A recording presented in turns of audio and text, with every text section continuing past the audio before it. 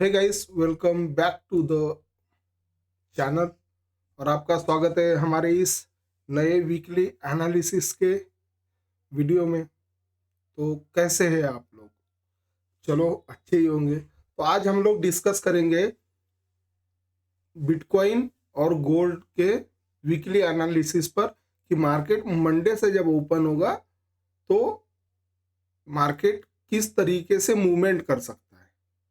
ठीक है, तो मार्केट किस रेंज में है, ये चीज़ें आज हम लोग डिस्कस करेंगे। तो हम लोग पहले 4 आवर पर मार्केट को एनालाइज अगर करें तो हमें चीज़ें क्या देखने मिल रही है। मार्केट एक फ्लैग एंड पोल का स्ट्रक्चर बना रहा था। ठीक, इतना स्ट्रांग यहाँ से जब बाइंग आया, ऑलमोस्ट 11,000 पॉइंट का ये मूव दिया था बिटकॉइन ने। और उसके बाद मार्केट एक रेंज में फंस गया है। और कल रात में देखा होगा, जब आप लोग अगर मेरा लाइव देखते हो तो आपको पता होगा कि चीज़ें किस तरीके से वर्क करती है। रात में 2,000 पॉइंट का मूव हमको देखने ऑलरेडी मिल गया था। तो यहाँ पर चीज़ें देखो, मार्केट ने एक, अब यहाँ पर अगर मैं इस तरीके से स्ट्रक्चर बनाऊं तो चीज़ें आपको और इजी समझ में आएगी। तो ये क्या हो गया, हमारे लिए एक बुलिश फ्लैग एंड पोल बन रहा है। ठीक है, अब कहीं पर अगर मार्केट देखोगे तो बैकएंड में ये कितना डेट है, अगर मैं इसको यहाँ से देखूं तो 4 फेब से मार्केट यही इसी रेंज में है। आज का जब ये वीडियो अपलोड होगा तो शायद 15 फेब रहेगा। तो देखो, मल्टीपल टाइम यहाँ से अपर चैनल से यहाँ पर रिजेक्शन आ रहा था बिटकॉइन में, मल्टीपल टाइम। और लोअर जो चैनल है वहां से बाइंग आ रही थी। बट कल रात में जब हम लोग लाइव में थे तब क्या हुआ, मार्केट ने अपना स्ट्रक्चर चेंज किया हुआ है, एक ब्रेकआउट दिखाया और मार्केट अभी रीटेस्ट कर रहा है। ठीक है, अगर यहां पर देखें तो ये एक उसका रीटेस्ट एरिया। तो कहीं पर भी अगर मार्केट इस लेवल के ऊपर में, वो लेवल रहेगा 97,268, इसके ऊपर में अगर सस्टेन अगर हो जाता है तो फिर ये प्रीवियस हाई हमको देखने मिल जाएगा 1,02,000। ठीक है, बट उसके लिए कैंडल को सस्टेन होना पड़ेगा।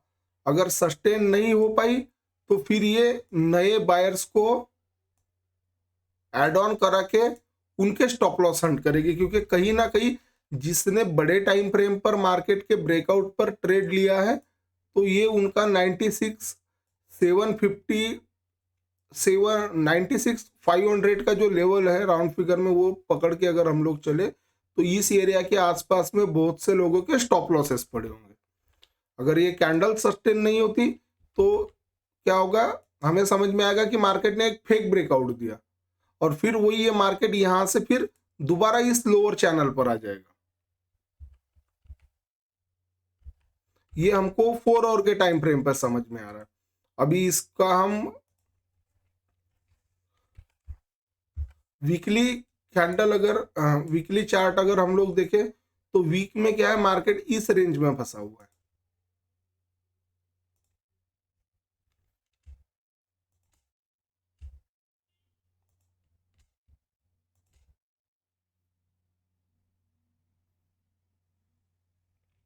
ये 20,000 पॉइंट का एरिया है। ठीक है, यहां पर मार्केट इस तरीके से रेंज बाउंड हो गया है। तो यहां देखने से अच्छा है, क्योंकि यहां पर तो ओवरऑल मार्केट साइडवेज दिख रहा है हमको। तो यहां देखने से अच्छा है कि हम लोग 4 आवर का चार्ट देखें, तो वहां पर चीजें हमें इजी समझ में आ रही है। ये कैंडल कहीं पर अब अगर यहां सस्टेन नहीं हो पाई ना इसके ऊपर में, तो ये फिर नए बायर्स को ऐड कराकर उनकी लिक्विडिटी ले लेगी फिर, और मार्केट फिर वही है अपने इस एरिया के आसपास में या फिर इस एरिया के आसपास में हमको लोअर चैनल पर देखने मिल जाएगा। तो आपको चीजें समझ में आ रही होगी कि मैं क्या बताना चाह रहा हूं। मार्केट बस रेंज में है, सस्टेन अगर हो जाता है तो बड़े टारगेट्स मिल सकते हैं इसमें, बट उसके लिए मार्केट को सस्टेन होना पड़ेगा इस ट्रेंड एंगल के ऊपर में। तो ये चीजें हम लोगों को समझ में आ गई। इसका वही है, इसका अगर सपोर्ट एरिया हम लोग देखें बड़े टाइम फ्रेम पे, तो ये इसका एक सपोर्ट एरिया है यहां कहीं पर।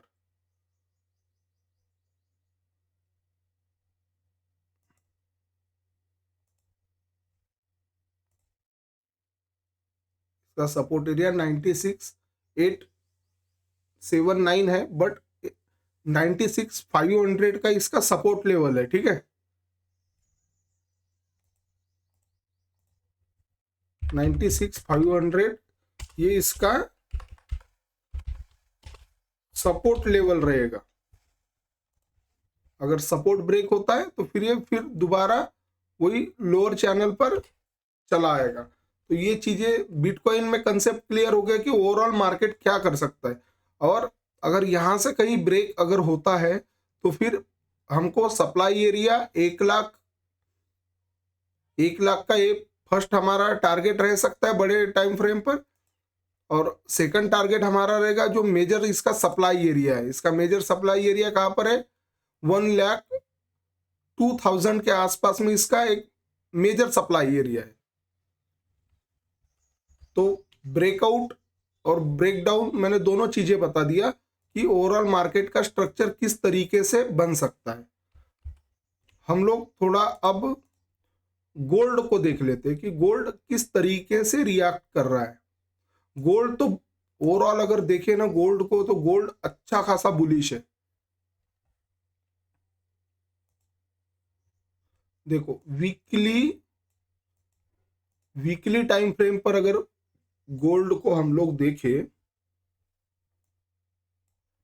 तो क्या पता चल रहा है, मार्केट हर बार पुल बैक ले रहा है, नया हाई क्रिएट कर रहा है, एक पुल बैक और अभी नया हाई क्रिएट किया है।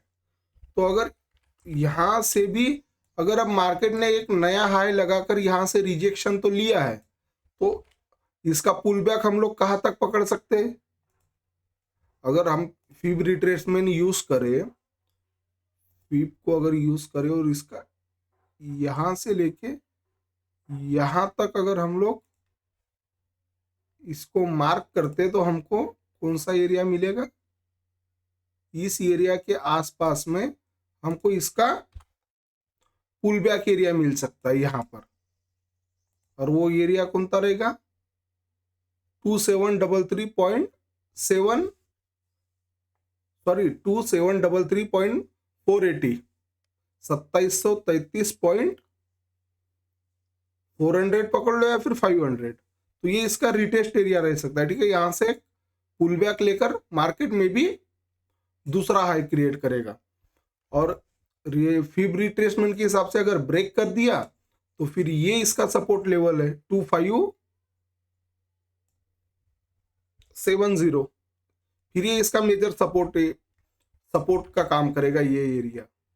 तो गोल्ड तो ओवरऑल स्ट्रक्चर अगर बड़े टाइम फ्रेम पर देखो तो मार्केट बहुत ज्यादा बुलिश है। तो दोनों चीजें आपको कंफर्म होगी कि मार्केट किस तरीके से क्या कर सकता है। मैंने गोल्ड और बिटकॉइन दोनों में आपको बता दिया कि ओवरऑल मार्केट का स्ट्रक्चर किस तरीके से रहेगा।